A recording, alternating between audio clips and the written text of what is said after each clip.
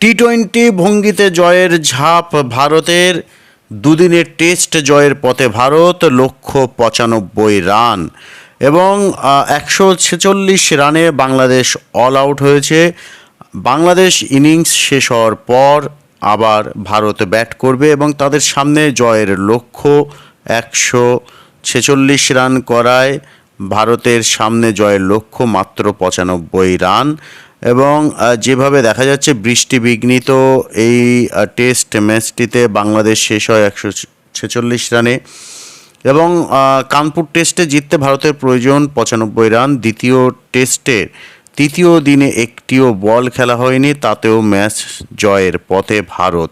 147 বছরের টেস্ট ক্রিকেটের ইতিহাসে টি-টোয়েন্টি ফরম্যাটের যেভাবে ব্যাটিং দেখালো এবং যে স্ট্র্যাটেজি নিয়েছে ভারত তা অনবদ্য।